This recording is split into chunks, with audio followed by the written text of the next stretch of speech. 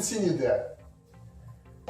Tell you what, since I'm checking out sci-fi vehicles anyway, why don't I show you my approach to concept design sketching, huh? Alright, let's go. So, now that we got that cheesy intro out of the way, let me guide you through the steps that I take when I want to do a concept sketch. I start off with searching for an interesting shape, and the most important part for me here is not to be symmetrical, because the eye recognizes symmetry very easily and then the shape becomes boring. So we want to go for something with interesting edges, something that is eye-catching. Now, keep in mind, in this phase we are not looking for functionality, we are really just looking for shapes. This is the beginning phase of it, and we just want to have a cool shape that we can build a rover out of. And that's why it's also important to really draw as many of these as you can. I usually tend to fill at least 1 or 2 pages, because you just get out all those crazy, ridiculous ideas. Not to say that they are bad, but you want to get them out of the way so you can actually start working on the one design that you really like. And usually when I see this many shapes that look quite similar, as you can see them here, I move on, I make a drastic change in a shape, but I had a really specific idea in mind. I wanted to do a rover, a 4x4, but with a cockpit of a motorcycle. So basically one of those motorcycles where you sit inside of the wheel. And that's why I kind of knew what I wanted to do, so I just wanted to pinpoint the shape a little bit more precisely. And at the end of such an exploration phase, I just I choose one of the sketches that I like more, and I move it on to sort of, let's call it design phase, where I go more in detail.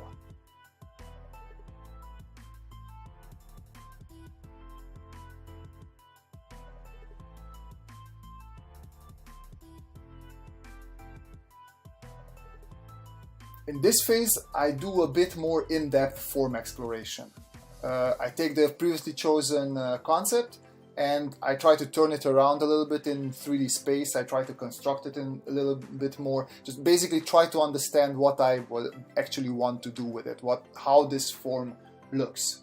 Looking back at it, I actually miss having drawn a back view of this vehicle, because I think it has quite an interesting and cool back side to it, but I kind of missed out on that, so I have to note that for future.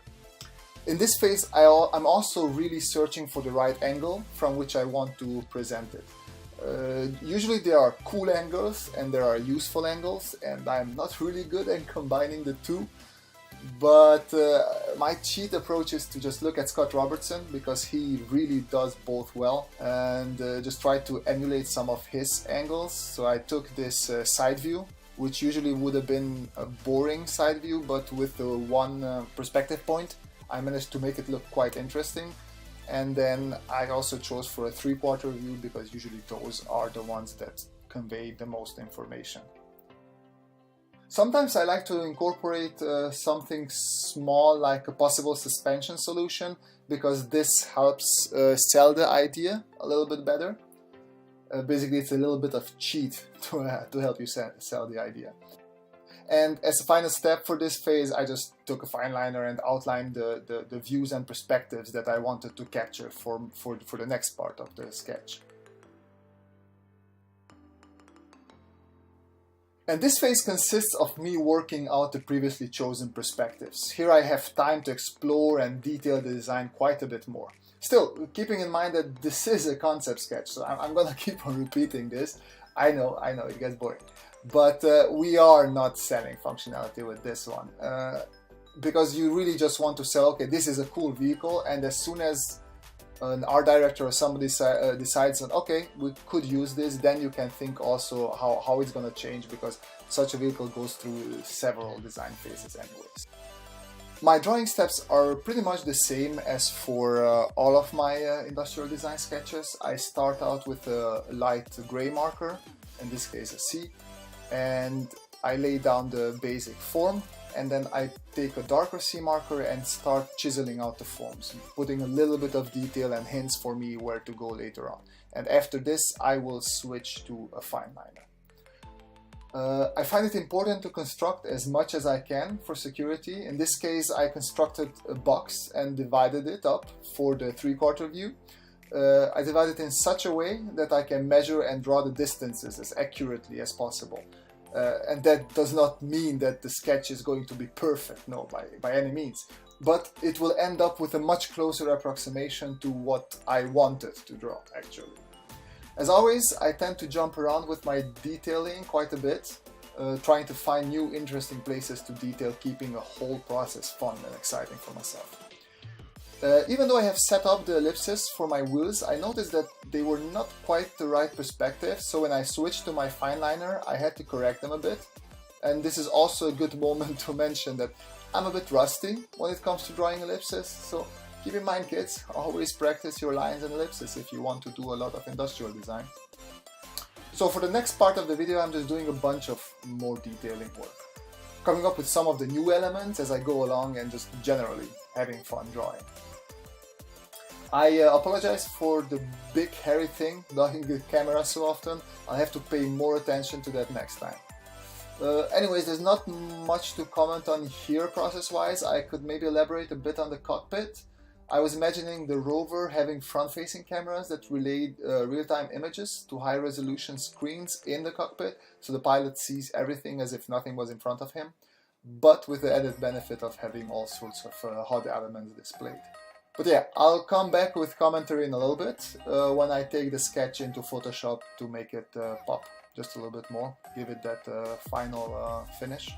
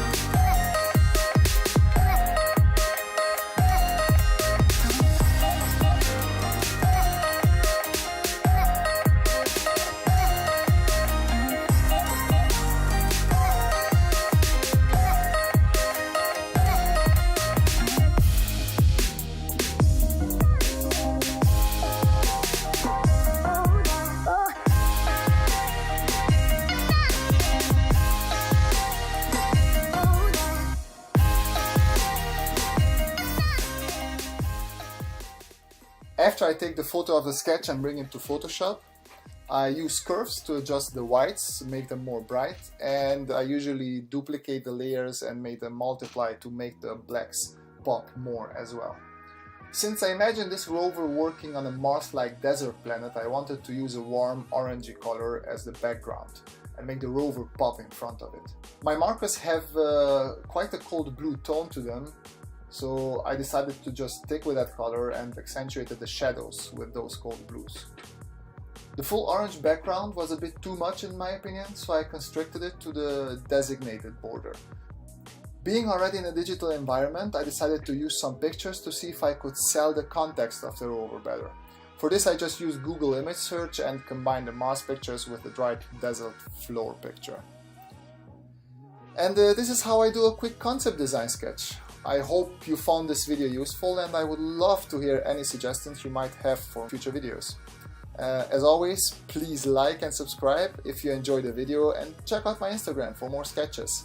Thanks for joining, and see you next time.